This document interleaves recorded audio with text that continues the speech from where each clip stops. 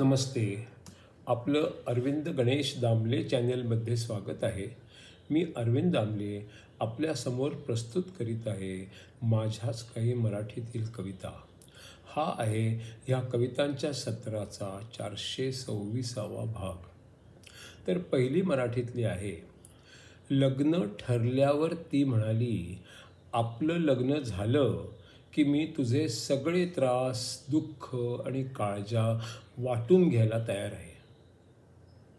तो म्हणाला, पण मला तर काहीच दुःख, त्रास आणि काळजा नाहीत. मग ती म्हणाली, अजून तुमचं लग्न झालेलं नाही, म्हणून असं आहे. नंतर हे सगळं सुरू होणारच आहे. दुसरी कविता आहे. पुष्कळ लोकांना वाटतं की ज्याला भीती वाटत नाही तो माणूस शूर आहे. पण तसं नसतं. भीती तर सर्वांनाच वाटते. भीती वाटली तरी पण पुढे जावंसं वाटणं हे शूर असणं असतं. आता पुढची कविता आहे हनुमान चालिसावर आधारित, चौपाई क्रमांक 40. तुलसीदास सदा हरिचेरा, की जयनाथ हृदय मह डेरा.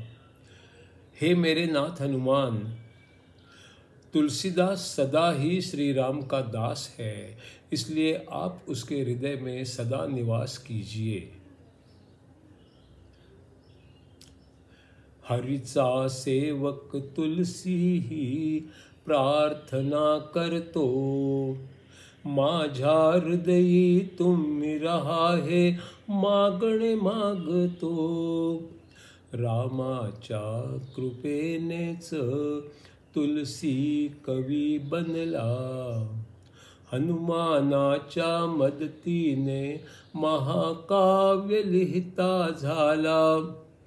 काशीमध्ये बाभळीवरती एक आत्मा होता, तुलसी त्याला रोज सकाळी पाणी घालत होता. वर्षानुवर्षे त्याची तहान तुलसी भागवित होता. अनेक वर्षानंतर आत्मा बाहेर आला होता. अनेक वर्षे माझी तहान तू भागवली आहे, एक वर तुला देण्याची माझी इच्छा आहे. तुलसी वदिला, कोण तू वर कशाला देतो, खुश तुझ्यावर आहे म्हणून वर तुला देतो. खाणे पिणे नाही असे शतकांपासून होते, बाभळीवर आल्यापासून ते रोज मिळत होते. तू माझी सेवा केली, आता मला करायची आहे. कशी करू सेवा ते तुला सांगायचे आहे. तुलसी म्हणला, मला आता एकच हवे आहे, रामाचे दर्शन व्हावे मज हेच हवे आहे. आत्मा म्हणला, रामाला मी देऊ शकलो असतो, तर झाडावर राहायाचे टाळू शकलो असतो. आध्यात्मिक काही नको मागू, पृथ्वीचेच काही माग, कारण पृथ्वीवरचेच काही मी देऊ शकतो. तुलसी म्हटला, ऐहिक काही मला नको आहे, राम भेटण्याची इच्छा माझी कधी पूर्ण होणार आहे. आत्मा म्हटला, तुझला काही तरी दिले पाहिजे, आभार व्यक्त करायला काहीतरी दिले पाहिजे. आता मी सांगतो ती बाब, लक्ष देऊन ऐक. प्रल्हाद घाटावर रामाची कथा होते ती ऐक. घोंगडी पांघरून रोज तेथे एक महारोगी दिसेल.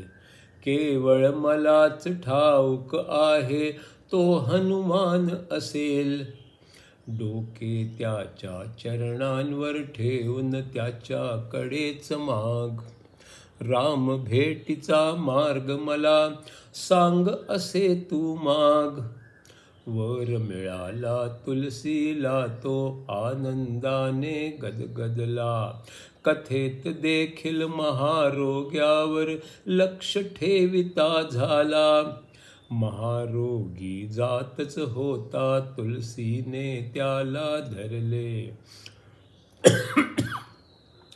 दूर हो मी महारोगी त्याला सांगितले.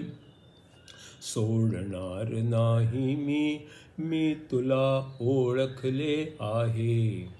रामापाशी घेऊन चल एवढेच मागत आहे. हनुमानाने मूळ रूपात तुलसीला दर्शन दिले.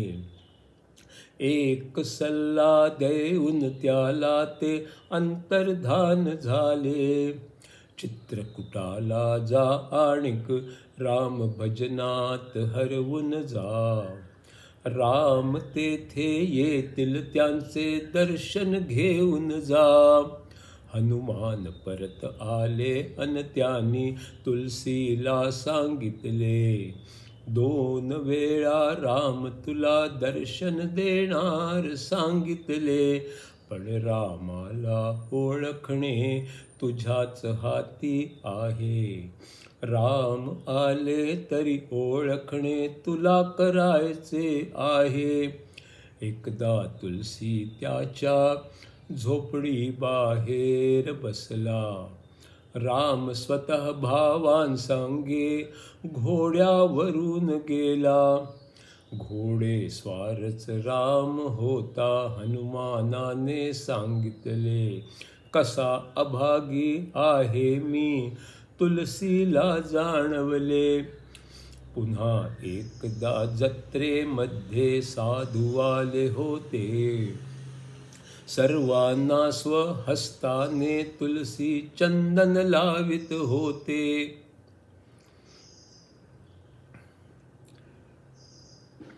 बालकाच्या रूपामध्ये तेथे राम आले होते. चंदन मलाही लावाना त्याने सांगितले होते. तेव्हा हनुमान पोपट बनून झाडावर बसला होता आणि ऐकू येईल असे गाणे गात होता. चित्रकूटाच्या घाटावरती साधूंचा जमाव होता. तुलसी चंदन उगाळीत होता. राम त्याला लावित होता. लक्षात येऊन तुलसी त्याच्या पाया पडला होता. अशा तऱ्हेने राम त्याला दर्शन देत होता. तेव्हापासून हनुमानाचे तुलसी गुणगान करतात आणि रामाला हृदयामध्ये जपून ठेवतात.